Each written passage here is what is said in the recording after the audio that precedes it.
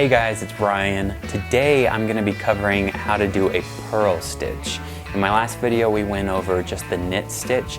Purling is another basic technique that you're going to want to learn. Once you have that though, you'll be able to combine it with the knit stitch and make some really cool things. So to get started, all you're going to need is your yarn and your knitting needles. So let's go.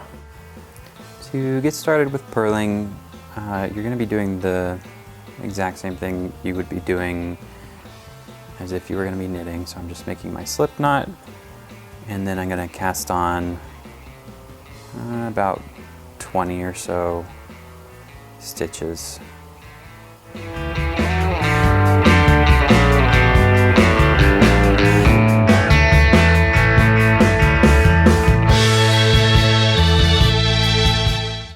Here I have 20 stitches.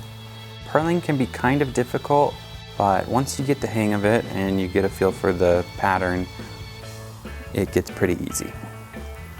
You're essentially doing the exact opposite of the knit stitch. So instead of coming up through this loop and along the back side, you're going to be coming down through the loop and crossing in the front. And your yarn, you're going to want to keep your yarn in front of everything. So when you're knitting, your yarn's going to be back here.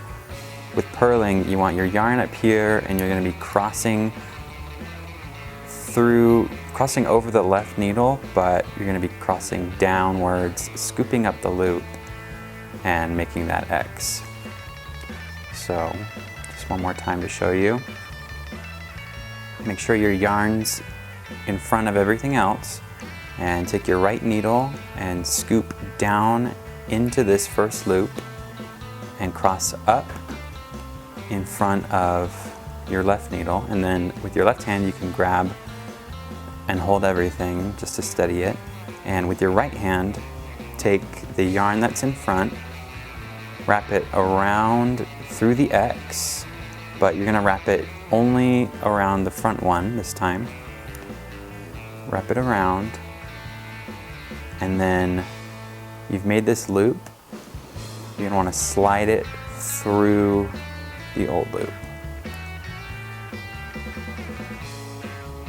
And then slide that off. And I'll do that a couple times so you can see. So you take your right needle, slip it down through the next loop,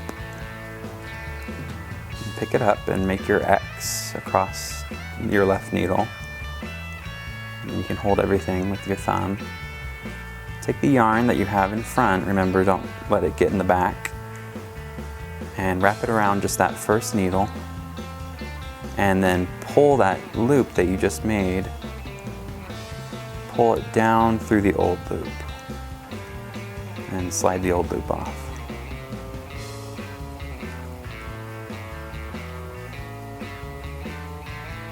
So again, we're going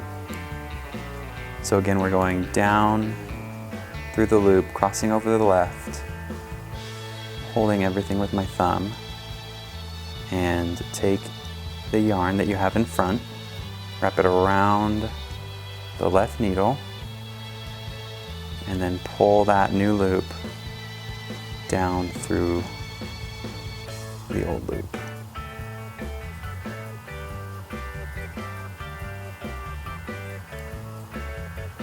And then you just want to repeat that for every loop.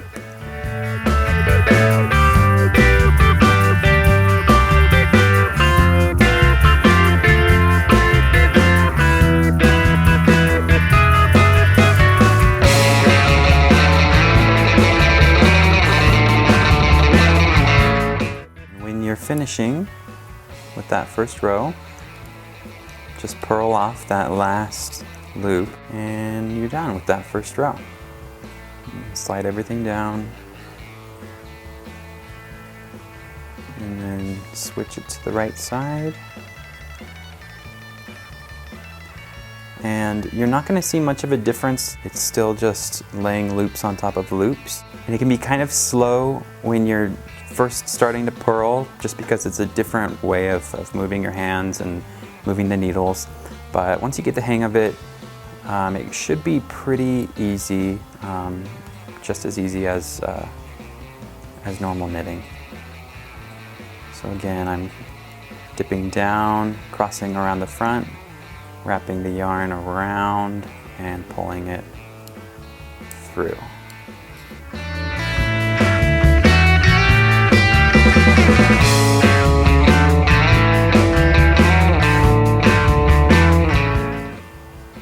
Here we have the finished products, and as you can see, it is pretty much exactly like our knitted stitch that we did in my last video. Actually, here's the knitted project that we did in the last video. They look exactly the same.